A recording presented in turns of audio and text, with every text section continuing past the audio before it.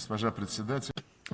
Madam President, ladies and gentlemen, 80 years ago, the most terrible war in human history came to an end. More than 70 million people fell victim to the fighting, famine, and disease. In 1945, the course of world history changed forever. The triumph over German Nazism, under whose banner most of Europe had rallied, and Japanese militarism paved the way for peace, recovery, and prosperity. This year, Moscow and Beijing held celebrations devoted to the 9th of May and 3rd of September holidays to mark the victory in the Great Patriotic War and World War II.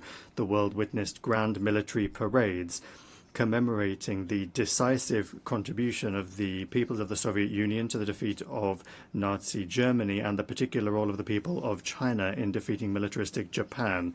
We sacredly honor the memory of our brotherhood in arms with all of our allies who stood on the side of truth in the fight against the forces of evil.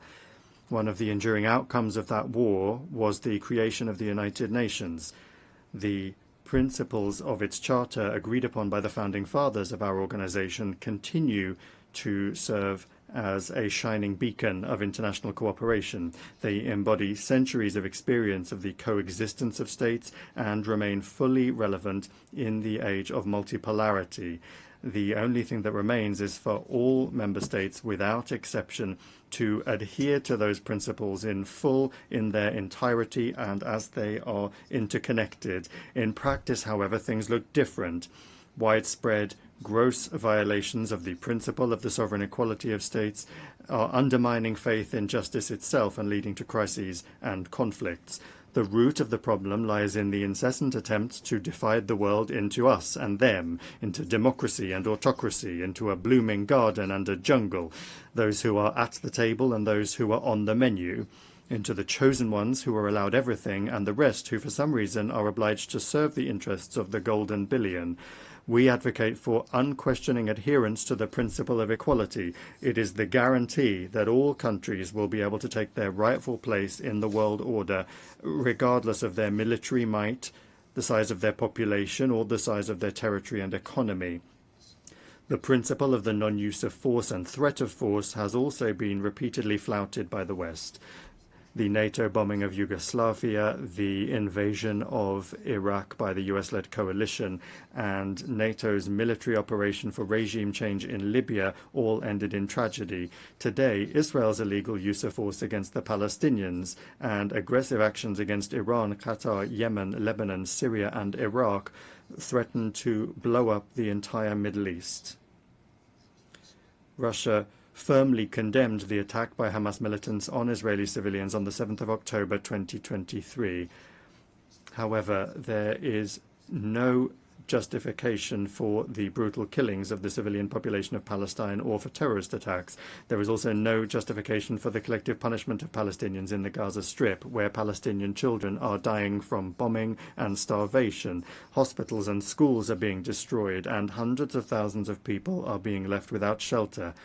There is no justification for plans to annex the West Bank. We are essentially dealing with an attempt at a kind of coup d'etat aimed at burying UN decisions on the creation of a Palestinian state. Recently, a number of Western governments announced their recognition of the state of Palestine. Moreover, they announced their intention to do so several months ago.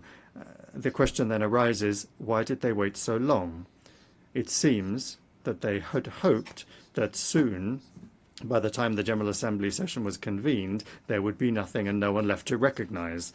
The situation requires urgent action to prevent such a scenario, which was strongly advocated by the participants at the high-level international conference on Palestine. The strikes on Iranian facilities under IAEA safeguards deserve condemnation, as do the strikes on the capital of Qatar at a time when negotiations with Hamas were being held there with the participation of American mediators, among others. Yesterday, in the Security Council, the West rejected a rational proposal by China and Russia to extend the 2015 agreement on Iran's nuclear program in order to allow time for diplomacy.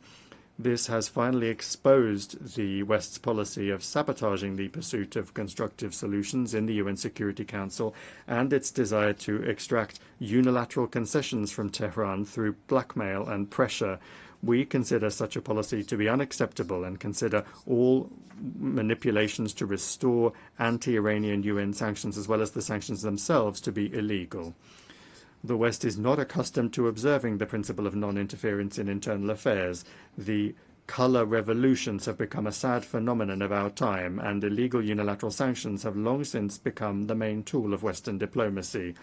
No matter what excuses are used to justify them, the essence of such sanctions is the same: to suppress and intimidate competitors in the global economy and politics. Russia, together with an absolute majority of UN members, calls for the immediate lifting without prior conditions of the trade blockade against Cuba, which has been in place for more than 60 years, and for it to be removed from the notorious list of state sponsors of terrorism. We express our solidarity with the people of Venezuela in the face of external sanctions pressure and threats. We advocate for Latin America and the Caribbean to remain a zone of peace and cooperation. A flagrant example of the undermining of sovereignty and gross interference in internal affairs is the actions of the West in the Balkans, where such a fundamental principle as the need for all UN members to comply with Security Council decisions is being violated.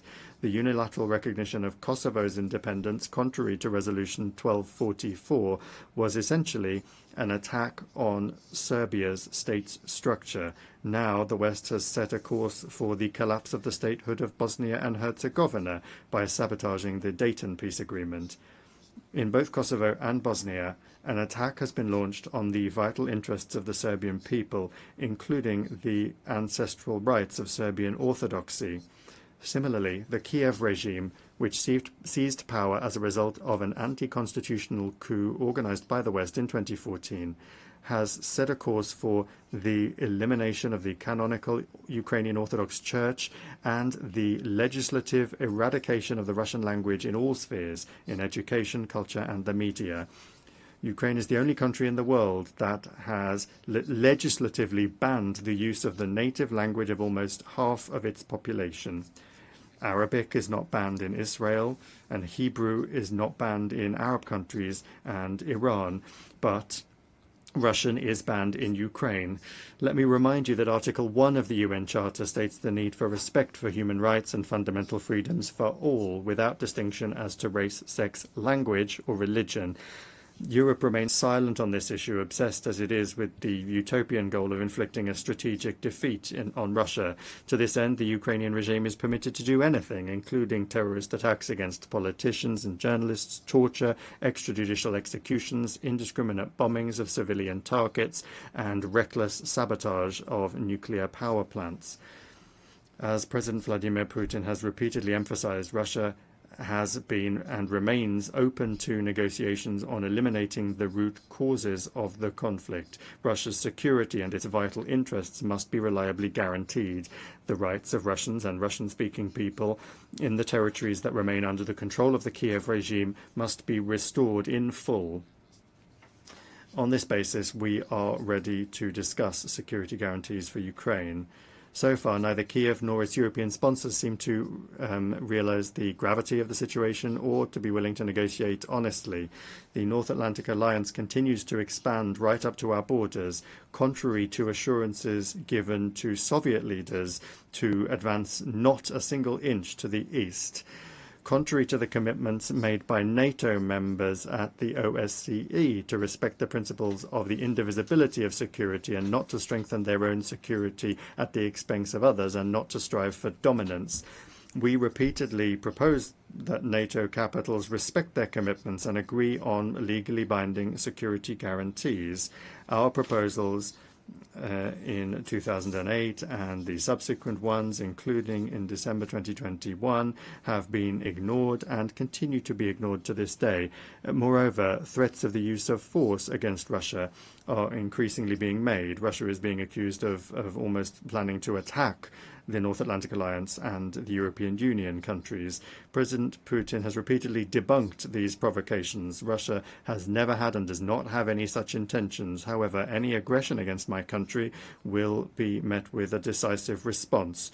There should be no doubt about this among those in NATO and the EU, who not only are telling their voters that war with Russia is inevitable and are forcing them to tighten their belts, but are also openly talking about preparations for an attack on our Kaliningrad Oblast and other Russian territories.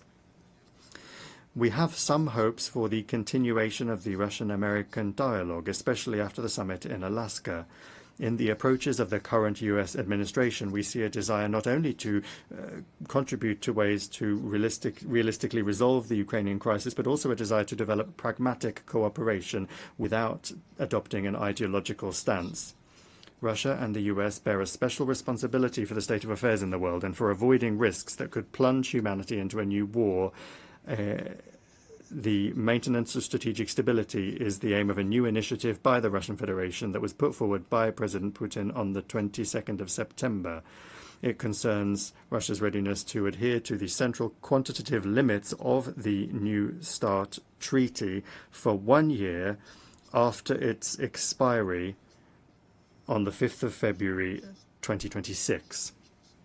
This is upon the condition that the United States acts similarly and does not take steps that would violate the existing balance of deterrence capabilities. We believe that the implementation of our proposal would create the conditions necessary for avoiding a strategic arms race, to maintain an acceptable level of predictability in the nuclear missile sphere, and to improve the overall atmosphere in Russian and American relations. Colleagues, in December this year, we will mark the 65th anniversary of the adoption by the General Assembly of the Declaration on the Granting of Independence to Colonial Peoples and Countries. The decolonization process, with a leading role played by the Soviet Union, was a direct consequence of the realization of the right of nations to self-determination. The peoples of Africa and Asia refused to live under the yoke of the colonizers, just as after the coup d'etat in 2014 in Ukraine, Crimea, Donbass, and Novorossiya refused to submit to the Kiev neo-Nazi regime that had illegally seized power. It not only does not represent the interests of the population, but has also unleashed a war against them. In both cases, the principle enshrined in the 1776 Declaration of Independence and subsequently reaffirmed by many American presidents was put into practice. The following principle: governments derive their just powers from the consent of the governed. Neither the colonizers nor the Kiev regime had any consent from the peoples that they sought to rule. This principle was also unanimously reaffirmed in the UN 1970 Declaration, which states explicitly that all must respect the territorial integrity of those countries whose governments represent the entire population living on the territory concerned. Today, Africa and the entire Global South are experiencing a new awakening, striving for complete independence, and the UN must not be indifferent to that. Last December, the General Assembly resolution entitled Eradicating Colonialism in All Its Forms and Manifestations was adopted. We call for the next step to be a decision to declare the 14th of December the International Day for the Elimination of Colonialism. We welcome the role of the Group of Friends in Defense of the UN Charter in consolidating efforts to counter neo-colonial and other discriminatory practices against the global majority, and we invite all independent states to join the membership of that initiative and that group. The current balance of power in the world is radically different from that established 80 years ago. The decolonization process and other major upheavals have changed the political map of the planet. The global majority is loudly asserting its rights. The Shanghai Cooperation Organization and the BRICS play a special role as mechanisms for coordinating the interests of the countries of the Global South and East. The influence of the African Union, CELAC, and other regional associations is growing. These new realities have not yet been adequately reflected in our organization's institutional framework. The issue of Security Council reform is particularly important. Russia calls for its democratization exclusively through the expansion of the representation of Asia, Africa, and Latin America. We support the application of Brazil and India for permanent seats on the Council, while at the same time correcting the historical injustice towards Africa within the parameters that have been agreed by the countries of the continent themselves. Recently, Secretary-General Antonio Guterres proposed a comprehensive reform of the UN. We are not opposed to an open discussion of this initiative. The guiding principle should be the UN's return to the fundamental principles enshrined in its charter, which the West for many years has been seeking to replace with its rules-based order. It's important that the work be carried out transparently, with the participation and consideration of the interests of all member states. We call on the Secretary-General and all Secretariat staff to strictly adhere to the principles of impartiality and equidistance in accordance with Article 100 of the Charter.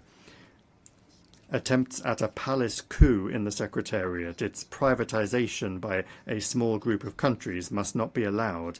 The composition of the Secretariat should reflect the new realities and ensure the fair representation of the countries of the global majority. We look forward to a constructive discussion of the organization's development at a special meeting of the Security Council, which Russia, as president, plans to organize on United Nations Day on the 24th of October. UN reform is only a part of the complex task of transforming the entire system of global governance, including the genuine democratization of the IMF, the World Bank, and the WTO, commensurate with the weight and role of the Global South and East in the world economy, trade, and finance. Discussions of global reforms cannot ignore the fact that the international security situation today is deteriorating. I have already spoken about the reasons for this, and I'll repeat that the main one is the desire to maintain hegemony through military force. More and more countries and regions are becoming involved in confrontational schemes. NATO is finding itself cramped in Europe and is penetrating into the Pacific Ocean, the South China Sea, and the Taiwan Strait, undermining the universal mechanisms of ASEAN and creating threats not only for China and Russia, but also for other countries that are located in the region. This new stage of expansion is justified by NATO leadership with the slogan of the indivisibility of Euro-Atlantic and Indo-Pacific security, and they're trying to use this slogan to surround the whole of Eurasia with a military ring. Russia and its like-minded partners are offering a constructive alternative to this dangerous course, to build in Eurasia an architecture of equal and indivisible security, not just for NATO members and their allies, but for all countries and associations on the continent without exception, including the SCO, the CIS, ASEAN, the EAEU, CSTO, the Gulf Cooperation Council, and others. To this end, Belarus and Russia, as partners in the Union State, are proposing the development of a Eurasian Charter of Diversity and Multipolarity in the 21st century. A truly continent-wide process is unavoidable after the West's behavior has rendered the Euro-Atlantic security model based on NATO, the EU, and the OSCE meaningless. We see no prospects for restoring this model in Europe in its former form, as some European capitals have suddenly started to contemplate. When talking about the future, we must not forget the lessons of the past, especially in a situation where Nazism is rearing its head again in Europe and militarization is gaining momentum under the same anti-Russian slogans. This is all the more alarming given that a number of politicians in power in Brussels and in some capitals of EU and NATO countries are seriously beginning to talk about a third world war as a likely scenario. These figures are undermining any efforts to find a fair balance of interests among all of the members of the international community by trying to impose their unilateral approaches on everyone else in gross violation of the key charter requirement, which I have repeatedly mentioned already, that is the respect for the sovereign equality of states. It is this equality which is the foundation for the objectively emerging multipolarity. Russia is not agitating for revolution against anyone. Our country has suffered more than others from revolutions. We are simply calling on member states and the Secretariat's leadership to strictly adhere to all of the principles of the UN Charter without exception, without double standards. Only then will the legacy of the founding fathers of the UN not be squandered in vain. Thank you for your attention.